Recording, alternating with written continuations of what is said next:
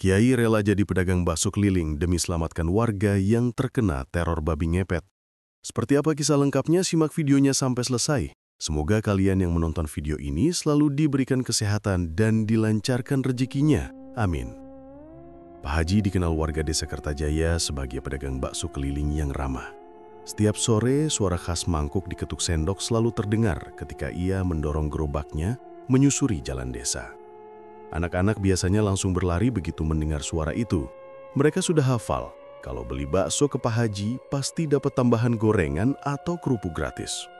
Bahkan kalau ada anak yang tidak punya uang, Pak Haji seringkali tetap memberikan semangkuk bakso tanpa meminta bayaran.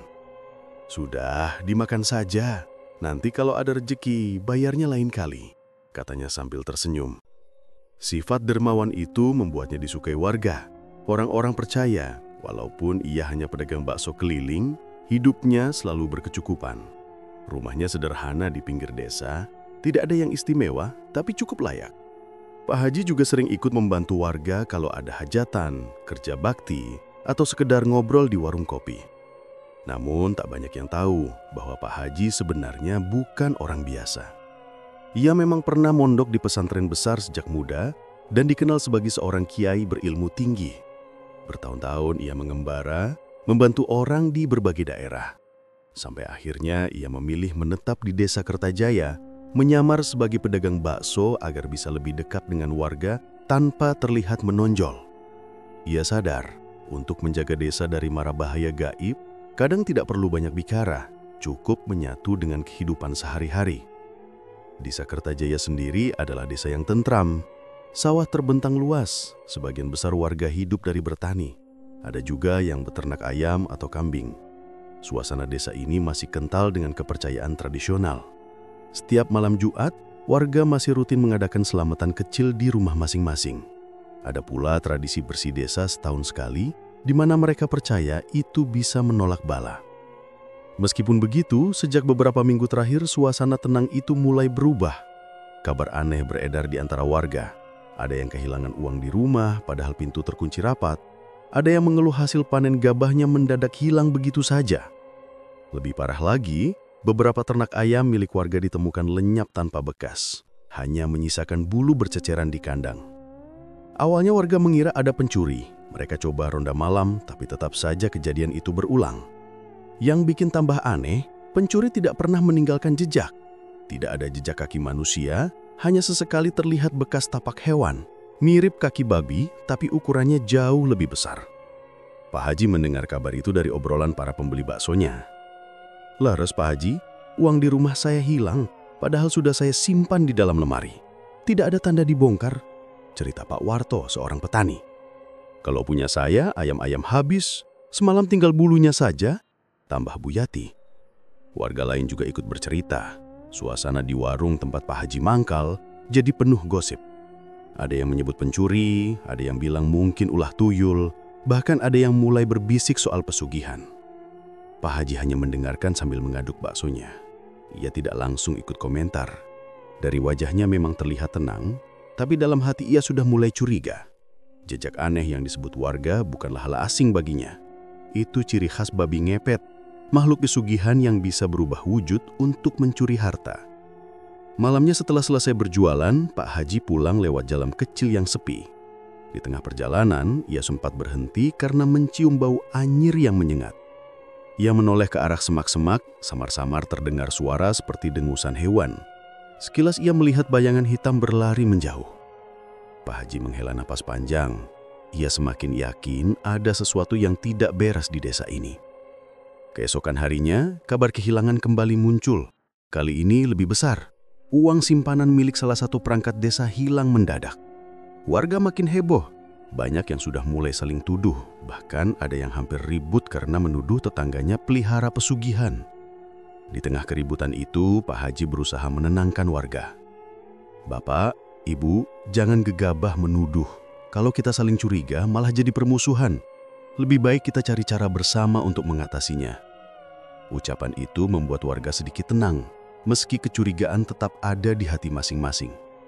Hari-hari berikutnya, Pak Haji tetap berjualan seperti biasa, tapi ia diam-diam mengamati gerak-gerik orang-orang. Ia juga sering keluar malam untuk memastikan keadaan. Beberapa kali ia melihat bekas jejak kaki besar di jalan desa, tapi selalu hilang di tengah jalan, seolah makhluk itu menghilang begitu saja. Suatu malam, ia sengaja berhenti berjualan lebih lama di dekat rumah warga yang baru saja kehilangan harta.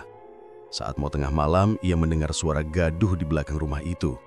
Dari kejauhan terlihat sosok hitam besar menyerupai babi, sedang mengais tanah. Wajahnya menyeramkan, matanya merah menyala.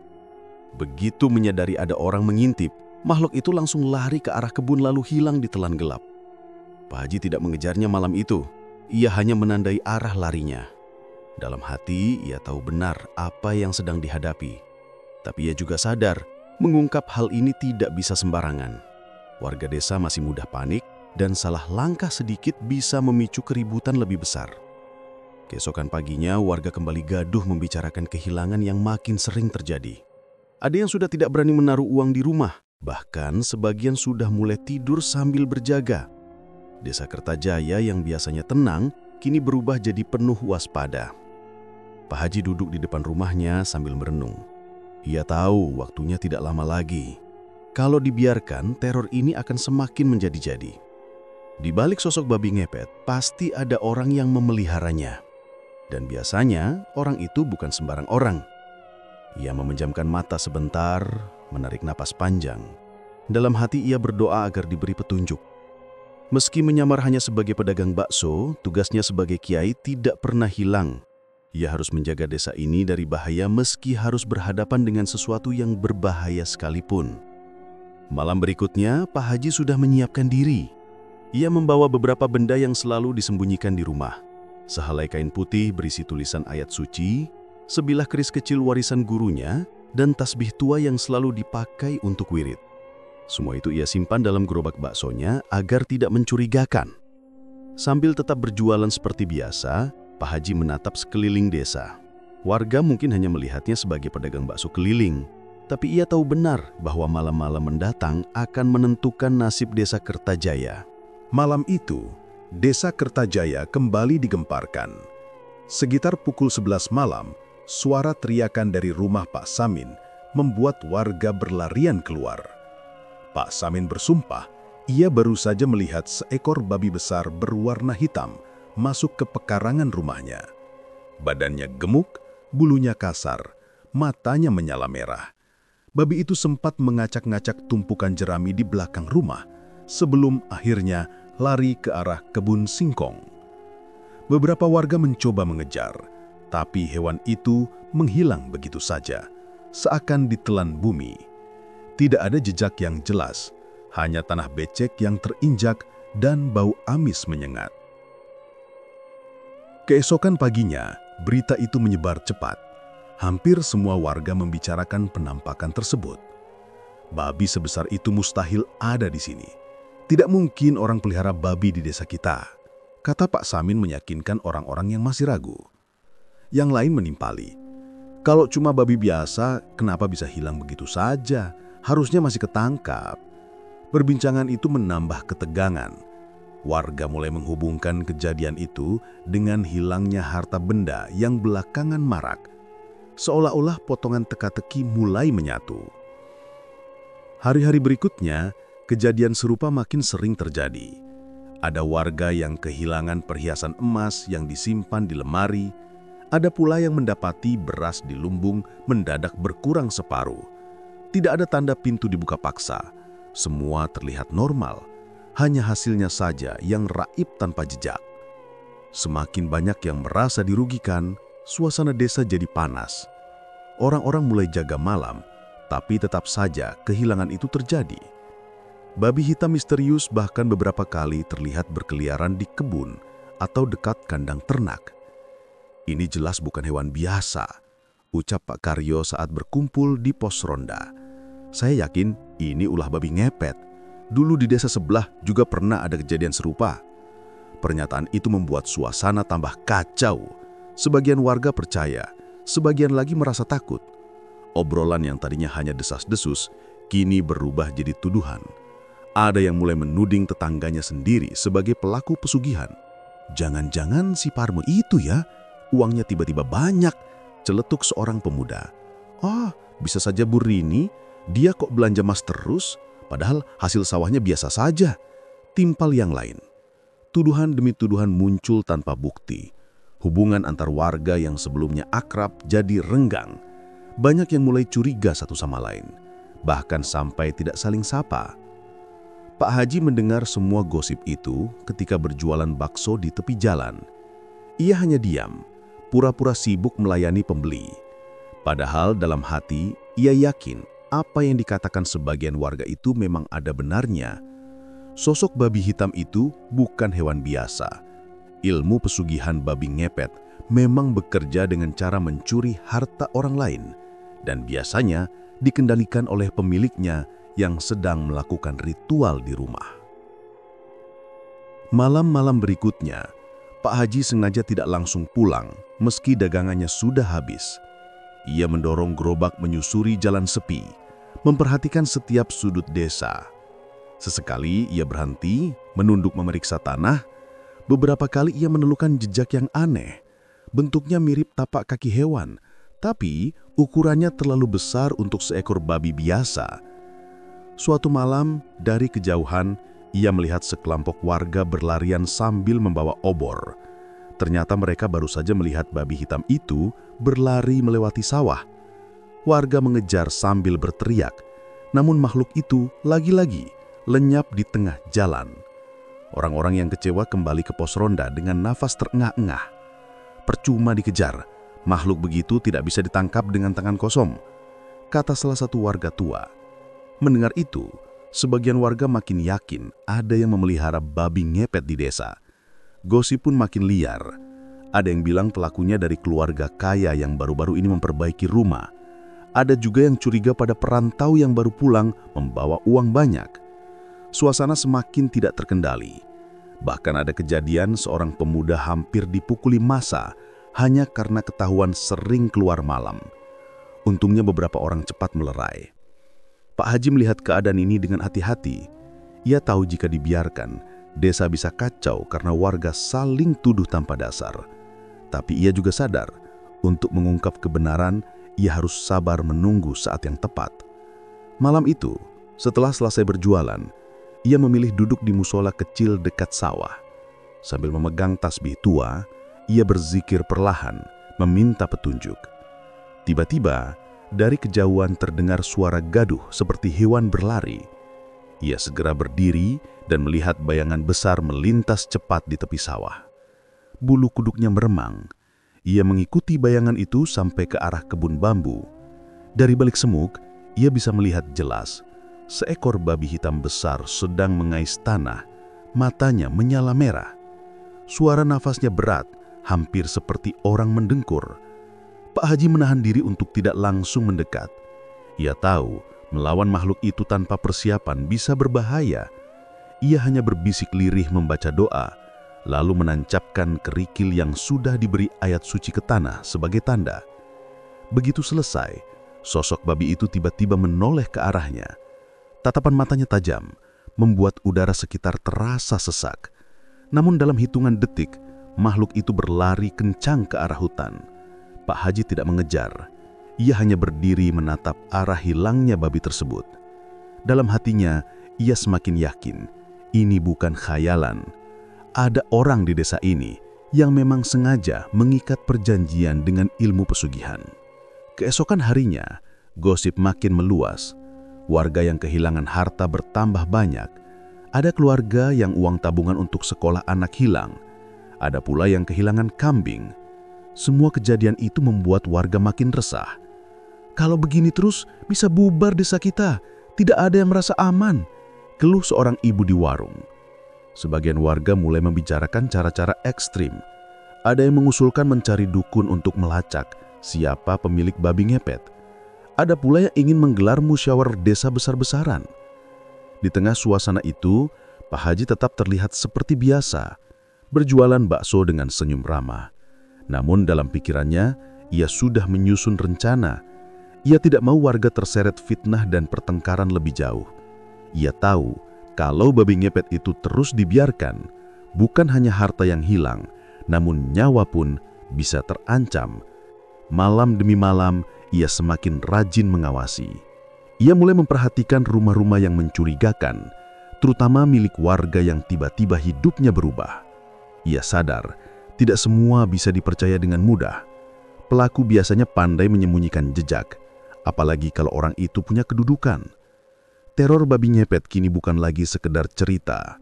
Desa Kertajaya benar-benar dilanda ketakutan.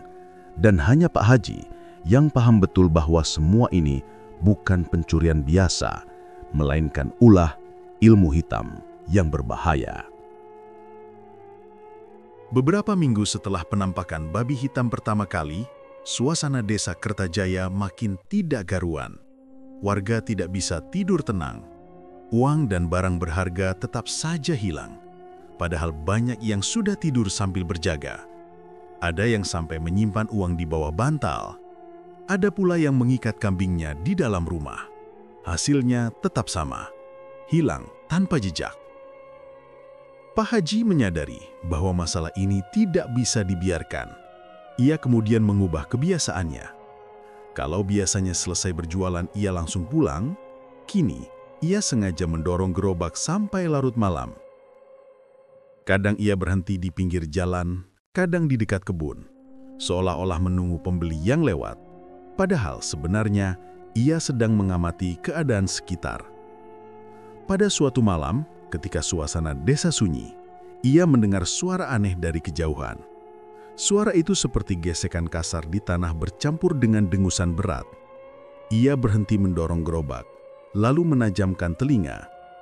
Bau amis tiba-tiba menusuk hidungnya. Ia tahu betul bau itu tidak wajar. Setelah menoleh ke arah jalan setapak, ia melihat tanah becek dengan jejak aneh. Bentuknya seperti telapak hewan berkuku, tapi terlalu besar untuk ukuran normal. Pak Haji menunduk, memperhatikan jejak itu dengan hati-hati. Jejak tersebut seolah-olah muncul begitu saja lalu hilang di tengah jalan. Seakan hewan itu tidak berjalan secara alami. Ia semakin yakin bahwa yang dihadapi desa ini memang makhluk gaib yang dikendalikan seseorang. Sementara itu, di tengah keresahan, warga berinisiatif membuat ronda malam. Mereka sepakat berkeliling kampung membawa obor dan kentongan. Namun, ronda itu tidak berjalan mulus. Alih-alih kompak, warga malah sering bertengkar. Setiap kali kehilangan terjadi, orang-orang yang berjaga saling menyalahkan. Ada yang menuduh kawannya sengaja membiarkan pelaku kabur. Ada juga yang curiga penjaga ronda adalah dalang dari semua ini. "Kalau bukan orang dalam, mana mungkin bisa lolos terus?" kata seorang pemuda dengan nada tinggi. "Jangan nuduh sembarangan, aku juga kehilangan ayam, masa aku yang dituduh?" balas yang lain. Pertengkaran kecil seperti itu sering terjadi, membuat ronda tidak lagi efektif. Banyak yang akhirnya malas ikut karena takut jadi sasaran tuduhan. Desa yang tadinya kompak kini makin terpecah. Pak Haji memperhatikan semua itu dengan rasa prihatin. Ia tahu kalau dibiarkan, keadaan ini bisa semakin parah. Malam itu, ia memutuskan untuk melakukan tirakat. Ia berjalan sendirian ke sebuah tempat sepi di pinggir sawah, dekat sebuah pohon besar yang jarang dilalui orang. Di tempat itu ia duduk bersila, menutup mata, lalu mulai berzikir dengan khusyuk. Suasana malam begitu hening, hanya terdengar suara jangkrik dan sesekali lolongan anjing dari kejauhan. Angin berhembus dingin, membuat dedaunan bergerimisik. Pak Haji tetap memusatkan pikiran, memohon petunjuk agar diberikan jalan untuk menemukan siapa sebenarnya dalang dari teror ini. Beberapa jam ia duduk berdoa, hingga tubuhnya lelah. Namun, di tengah kekhusyukan itu, ia mulai merasakan sesuatu. Dadanya terasa bergetar, lalu muncul sebuah firasat kuat.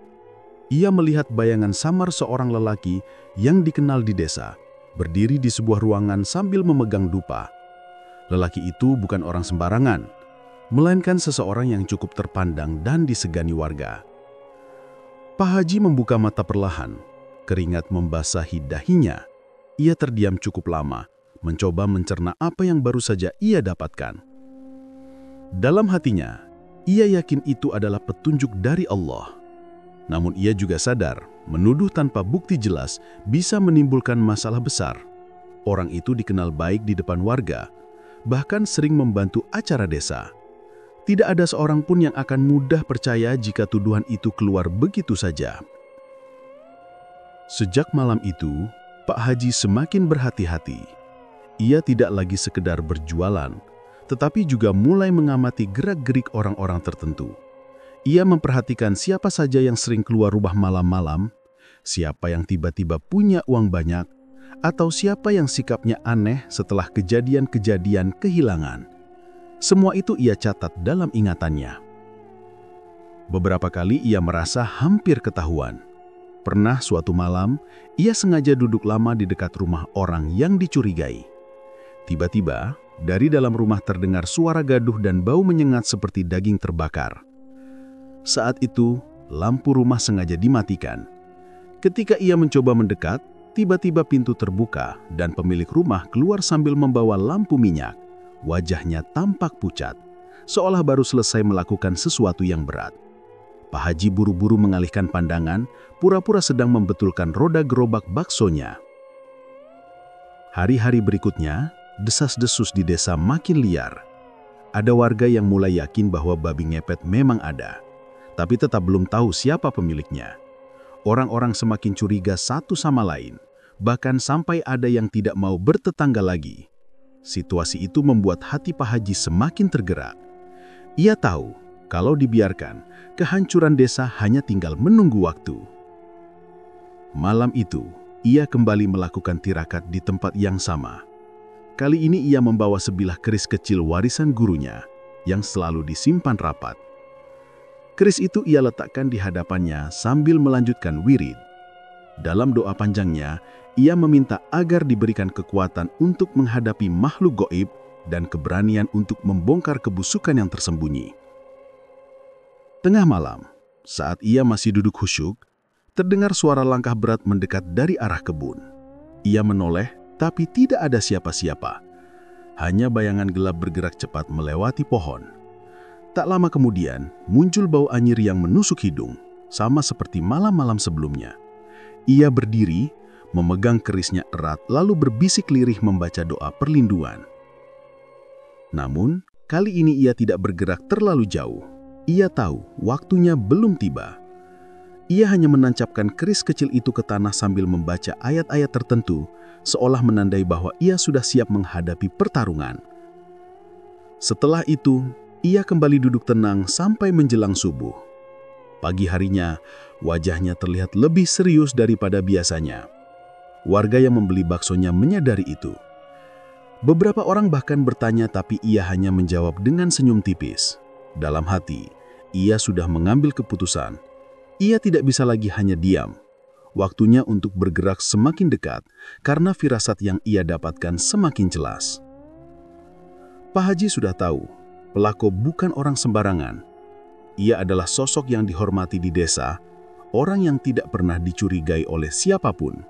Itulah yang membuatnya semakin sulit.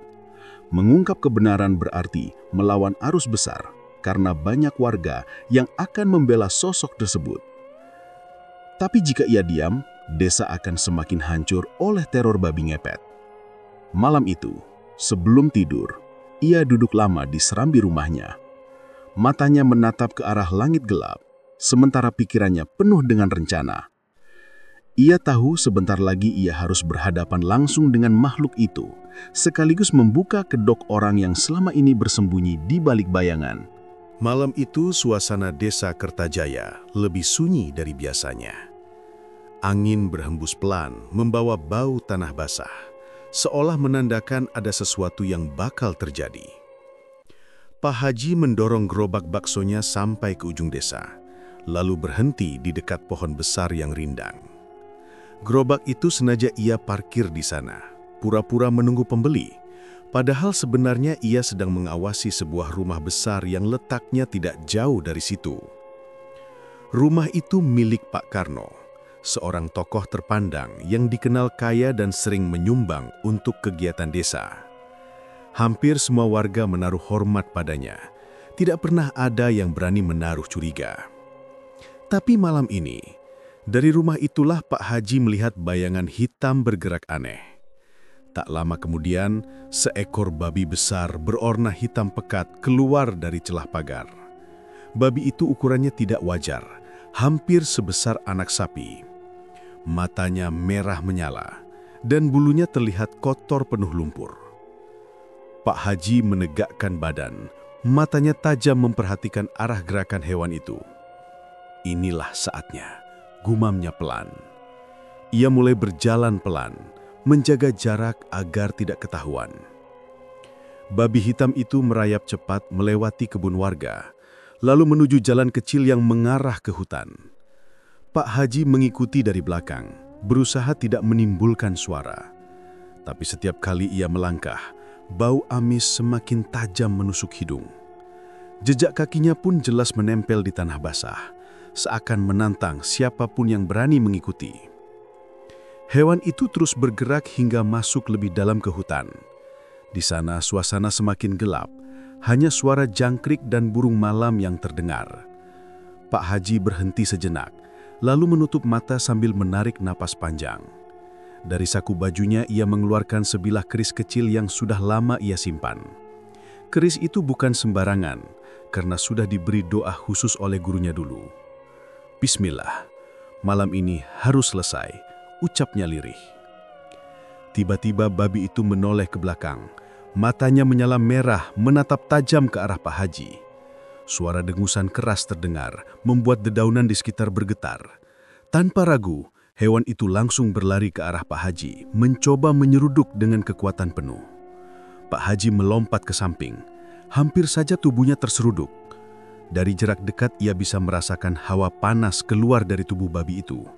Bukan panas biasa, tapi semacam aura jahat yang membuat bulu kuduk berdiri. Jadi benar, kamu bukan hewan biasa, kata Pak Haji sambil bersiap. Pertarungan pun dimulai. Babi itu menyerang bertubi-tubi, berusaha menjatuhkan Pak Haji dengan tandukan dan cakarnya. Pak Haji menghindar sambil membaca wirid dalam hati. Setiap langkahnya terukur. Tidak ada rasa panik meski serangan babi itu begitu ganas. Beberapa kali tubuhnya tergores ranting tajam akibat harus berguling untuk menghindar. Namun ia tetap fokus. Saat babi itu kembali menyeruduk, Pak Haji mengangkat tangannya sambil membaca doa. Seketika, hewan itu terpental mundur seperti menabrak dinding tak kasat mata. Suara jeritan aneh keluar dari mulut babi itu, campuran antara suara hewan dan manusia. Ia mengamuk, menggeram, dan melompat lagi, kali ini lebih cepat. Pak Haji segera mengayunkan kerisnya, mengarah tepat ke arah tubuh hewan itu. Keris itu menancap di bagian samping tubuh babi. Teriakan melengking langsung terdengar, menggema di seluruh hutan. Hewan itu menggelepar, tubuhnya bergetar hebat. Perlahan-lahan bulu hitamnya mulai rontok, kulitnya melepuh dan bentuk tubuhnya berubah. Pak Haji mundur beberapa langkah, tetap waspada sambil membaca doa. Dalam hitungan detik, tubuh babi itu mengecil, mengejang, lalu berubah wujud menjadi seorang laki-laki. Tubuhnya telanjang penuh luka, wajahnya jelas terlihat. Pak Haji terdiam sesaat. Astagfirullah, desisnya. Laki-laki itu adalah Pak Karno, tokoh yang selama ini dikenal dermawan, orang kaya yang dihormati warga. Sosok yang selalu tampil rapi dan sopan di depan orang banyak, kini terkapar di tanah dengan wajah penuh keringat dan mata melotot ketakutan. Pak Karno, jadi selama ini kamu yang bikin resah warga? Tanya Pak Haji dengan suara tegas. Pak Karno terengah-engah, darah mengalir dari luka di perutnya. Aku tidak punya pilihan, Haji. Aku hanya ingin keluargaku hidup bercukupan. Aku terjebak, katanya terbata-bata. Pak Haji menatapnya dengan tatapan kecewa. Kau punya harta banyak, rumah besar, tanah luas, tapi masih saja terakah. Kau rela menjual diri pada setan hanya untuk menambah kekayaan. Pak Karno berusaha bangun, tapi tubuhnya lemah. Aku tidak bisa keluar dari perjanjian itu. Setiap malam aku harus berubah jadi babi untuk mencari harta. Kalau tidak, nyawaku yang jadi taruhannya, katanya lirih. Pak Haji menghela napas panjang. Kau salah jalan. Semua yang kau lakukan hanya membawa kecelakaan. Dan malam ini, waktumu sudah habis." Pak Karno menjerit, tubuhnya kejang-kejang. Keris yang menancap di tubuhnya semakin dalam seakan ditarik oleh kekuatan gaib. Pak Haji membaca doa lebih keras, suaranya menggema di tengah hutan. Cahaya samar muncul dari keris itu membuat tubuh Pak Karno bergetar hebat. Tiba-tiba angin kencang bertiup, pohon-pohon bergoyang, suara aneh terdengar dari segala arah, seperti jeritan makhluk gaib yang marah karena perjanjian mereka diputus paksa. Pak Haji tetap tenang, melanjutkan wiridnya, hingga akhirnya tubuh Pak Karno ambruk ke tanah. Nafasnya tersenggal-senggal, lalu berhenti sama sekali. Hutan kembali sunyi, hanya suara daun yang bergesekan. Pak Haji mendekat, mencabut kerisnya yang masih berlumuran darah. Ia menutup mata Pak Karno dengan tangan, lalu menghela napas panjang. Inilah akibatnya jika manusia lebih memilih jalan setan daripada percaya pada rezeki Allah, ucapnya pelan. Ia berdiri tegak, menyegap keringat di wajahnya. Malam itu ia tahu tugasnya belum selesai. Meski Pak Karno sudah tewas, urusan dengan warga desa belum berakhir. Orang-orang harus tahu kebenaran, meski itu bisa menimbulkan masalah besar. Dengan langkah pelan, Pak Haji meninggalkan hutan, membawa keris pusaka yang masih memancarkan hawa hangat. Malam itu, Desa Kertajaya tak akan pernah sama lagi, karena rahasia besar baru saja terbongkar. Pagi itu, suasana Desa Kertajaya benar-benar heboh. Kabar tentang siapa sebenarnya dalang babi ngepet menyebar cepat dari mulut ke mulut. Warga berkerumun di balai desa, sebagian wajahnya masih tidak percaya, sebagian lain justru terlihat marah besar. Nama Pak Karno, yang selama ini dikenal sebagai orang kaya dermawan, mendadak berubah jadi bahan gunjingan dan amarah. Masa iya, orang kaya Pak Karno yang sering nyumbang buat masjid bisa begitu? Celetuk salah seorang ibu dengan nada tak percaya. Tapi aku lihat sendiri tadi malam, jenazahnya dibawa sama Pak Haji. Badannya penuh luka kayak habis jadi babi ngepet. Gimana lagi kalau bukan dia? Sahut seorang bapak. Kerumunan makin ramai. Suara orang berdebat bercampur jadi satu. Ada yang merasa kasihan, ada pula yang menjerit-jerit penuh dendam karena selama ini jadi korban kehilangan harta. Tak lama kemudian, Pak Haji muncul di balai desa. Bajunya masih kusut karena kejadian semalam, tapi sorot matanya tegas. Ia berdiri di depan warga yang berkerumun dan memberi isyarat dengan tangan agar semua tenang. "Warga Kertajaya," ucap Pak Haji dengan suara lantang. "Semua kabar yang kalian dengar memang benar. Orang yang selama ini jadi dalang babi ngepet adalah Pak Karno." Serentak kerumunan gaduh lagi. Ada yang langsung menangis, ada yang mengumpat, bahkan ada yang mau langsung pergi ke rumah Pak Karno untuk menghancurkan harta bendanya. Pak Haji segera menambahkan, "Tapi kalian harus tahu, ini bukan soal harta atau iri dengki. Ini soal perjanjian dengan setan yang sudah merusak ketentraman desa kita." Seorang pemuda maju ke depan, suaranya penuh emosi. "Kalau begitu biar aku bakar rumahnya. Orang seperti itu pantas dibalas setimpal." Warga lain ikut bersorak setuju. Mereka sudah tidak peduli lagi dengan jasa Pak Karno di masa lalu. Yang ada di benak mereka hanya rasa marah dan dendam. Pak Haji mengangkat tangannya lagi, kali ini dengan nada lebih keras. "Berhenti, jangan ada yang main hakim sendiri." Kerumunan seketika terdiam, meski masih terdengar suara gumaman tak puas. Pak Haji melanjutkan, "Semalam sebelum ajalnya, Pak Karno mengaku kepada saya bahwa ia memang melakukan pesugihan. Dia bilang, kalau tidak mencari harta dengan cara itu, nyawanya lah yang akan diambil. Dan setiap beberapa bulan sekali, ia juga harus mencari korban tumbal supaya perjanjiannya bertahan. Inilah yang paling berbahaya." Suara warga makin ramai lagi. Beberapa orang mulai mengingat kejadian-kejadian aneh selama ini. Seperti ada warga yang hilang tiba-tiba tanpa jejak, atau ada orang yang mati mendadak tanpa sebab jelas. Semuanya kini terasa masuk akal. Pantas aja dulu si Tono tiba-tiba hilang di hutan waktu cari kayu, ternyata dijadikan tumbal, seru seorang bapak tua. "Berarti bukan maling biasa yang selama ini bikin kita rugi, semua itu gara-gara dia," tambah yang lain. Pak Haji mengangguk pelan. "Betul, semua hilangnya harta, hilangnya nyawa, itu bukan kebetulan. Itu harga yang harus dibayar dari perjanjian pesugihan. Tapi ingat, meski perbuatannya salah, kita tidak boleh balas dengan kesalahan yang sama. Jangan sampai kalian terjebak dalam dendam yang bikin dosa baru." Warga mulai tenang, meski wajah mereka masih penuh emosi. Beberapa orang tua mulai menunduk, sadar bahwa amarah hanya akan memperburuk keadaan. Seorang ibu maju ke depan dengan air mata berlinang.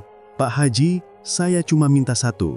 Tolong jenazah Pak Karno jangan dikebumikan di makam umum. Saya takut kalau nanti arwahnya masih bergentayangan."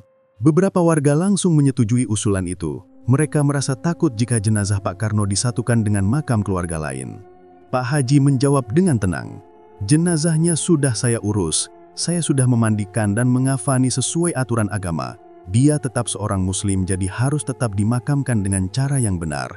Kita tidak boleh semena-mena meski dia salah besar." Ada yang terlihat tidak setuju, tapi tidak ada yang berani membantah langsung.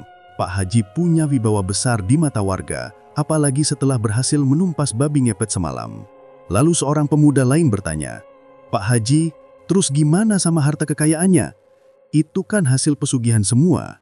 Pertanyaan itu membuat warga kembali ribut. Ada yang bilang harta itu harus dibakar, ada juga yang bilang lebih baik dibagi untuk desa.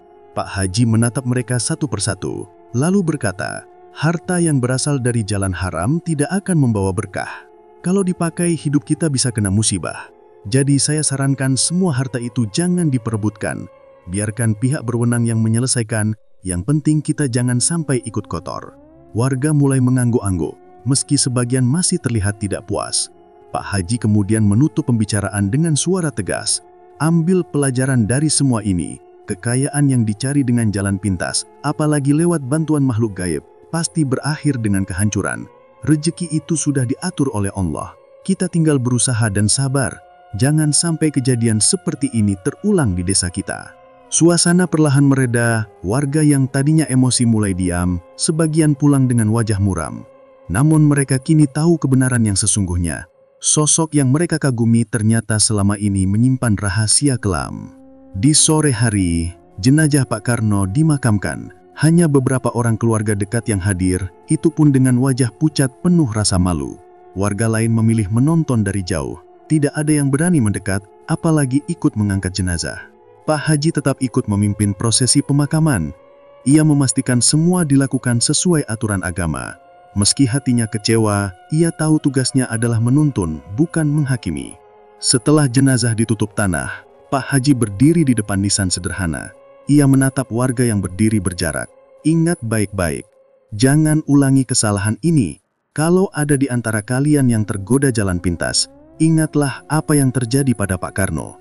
Semua yang terlihat indah dari luar sebenarnya menyimpan bencana di dalam." Tak ada yang berani menjawab. Mereka hanya menunduk, sadar betapa besar dosa yang sudah dilakukan oleh orang yang selama ini mereka hormati. Di malam harinya, suasana desa masih terasa tegang. Banyak warga yang mengunci rapat pintu rumahnya, takut ada sisa-sisa gangguan dari perjanjian Pak Karno. Namun setidaknya mereka sudah tahu siapa pelaku sebenarnya. Pak Haji duduk di serambi rumah kontrakannya sambil menatap langit malam. Ia sadar masalah belum sepenuhnya selesai. Ada kemungkinan masih ada orang lain yang tergoda untuk melakukan hal serupa. Tapi ia juga yakin, dengan pengalaman pahit ini, warga desa Kertajaya akan lebih berhati-hati ke depannya. Beberapa hari setelah kematian Pak Karno, suasana desa Kertajaya masih diliputi ketegangan. Warga memang sudah tahu siapa dalang di balik teror babi ngepet, tapi rasa takut belum hilang. Banyak yang khawatir masih ada sisa-sisa kekuatan gaib dari perjanjian pesugihan itu. Malam-malam di desa jadi lebih sepi dari biasanya. Lampu rumah warga dinyalakan terang meski listrik boros. Anak-anak dilarang keluar setelah maghrib. Bahkan ada warga yang tidak berani pergi ke ladang sendirian. Semua merasa masih ada sesuatu yang mengintai. Pak Haji menyadari hal itu. Ia tahu masalah belum selesai hanya dengan matinya Pak Karno. Perjanjian gaib yang dibuat almarhum masih menempel. Dan selama belum diputus, desa Kertajaya tidak akan benar-benar bebas. Suatu sore, Pak Haji mengumpulkan beberapa warga di musola. Ia duduk di depan dengan wajah serius, sementara belasan orang menatap penuh harap. "Saudara-saudara," kata Pak Haji membuka pembicaraan. "Apa yang terjadi di desa kita ini bukan sekadar keserakahan manusia. Ada ikatan gaib yang harus diputus. Kalau tidak, arwah Pak Karno tidak tenang dan desa ini bisa tetap diganggu. Seorang bapak tua bertanya, "Maksudnya ikatan gaib itu ada di mana, Pak Haji?" Pak Haji menghela napas pelan. "Dari yang saya lihat, tempat ikatan itu berada di hutan, tepatnya di sebuah pohon besar. Di sanalah Pak Karno melakukan perjanjian. Kalau kita biarkan, makhluk gaib yang jadi penjaga pesugihan itu bisa menuntut tumbal dari warga." Mendengar penjelasan itu, wajah warga pucat. Beberapa perempuan langsung menutup mulut takut mendengar kata tumbal. Pak Haji lalu berkata lagi, "Malam ini saya akan ke sana. Saya akan memutus perjanjian itu dengan izin Allah. Tapi saya butuh beberapa orang untuk menemani, bukan untuk melawan, hanya untuk menyaksikan." Akhirnya ada 4 pemuda desa yang berani ikut. Mereka membawa obor dan duduk menunggu di serambi musola hingga malam tiba. Ketika jam menunjukkan pukul 11 malam, rombongan kecil itu bergerak ke hutan. Udara dingin menusuk tulang, sementara suara hewan malam terdengar bersaut-sautan. Pak Haji berjalan paling depan, membawa tas kecil berisi kitab, botol air, dan keris pusaka. Sampai di tengah hutan, mereka menemukan sebuah pohon besar yang batangnya penuh lumut. Akar-akarnya mencuat keluar dari tanah, membuat suasana semakin menyeramkan. Pak Haji berhenti di situ, lalu meletakkan tasnya di tanah. "Inilah tempatnya," katanya pelan. 4 pemuda yang ikut merinding melihat suasana sekitar. Obor yang mereka pegang bergetar karena tangan tak bisa tenang. Pak Haji lalu duduk bersila menghadap pohon itu. Ia membuka kitab kecil dan mulai membaca doa-doa khusus. Suaranya tegas, meski suasana sekitar semakin mencekam. Angin yang tadinya tenang mendadak berhembus kencang. Tiba-tiba terdengar suara auman keras, seperti hewan buas. Dari balik kegelapan, muncul sesosok makhluk hitam besar. Tubuhnya tinggi menjulang, matanya merah menyala, dan kedua tangannya panjang seperti cakar. Makhluk itu melangkah maju sambil menggeram, seolah marah karena perjanjiannya hendak diganggu. 4 pemuda langsung mundur ketakutan. "Astagfirullah, apa itu Pak Haji?" Salah satu dari mereka berteriak panik. Pak Haji tetap tenang. "Itu penjaga perjanjian. Jangan lari, berdirilah di belakangku." Makhluk itu mengaum lagi, lalu menghantam tanah dengan cakarnya. Getarannya membuat obor hampir jatuh dari tangan para pemuda. Pak Haji segera membaca ayat suci lebih keras. Suara lantang itu membuat makhluk hitam tersebut mengerang kesakitan. Tubuhnya berasap, tapi tidak menyerah. Ia menyerang ke depan, mencoba menerkam. Dengan sigap, Pak Haji mengangkat botol air dan menyiramkan air doa ke arah makhluk itu. Seketika terdengar suara mendesis keras, seperti daging terbakar. Makhluk itu mundur sambil merintih, tapi tak berhenti melawan. Pertarungan gaib pun berlangsung. Setiap kali makhluk itu mendekat, Pak Haji membentengi diri dengan bacaan doa dan keris pusaka. Beberapa kali makhluk itu terpental, tapi terus bangkit lagi.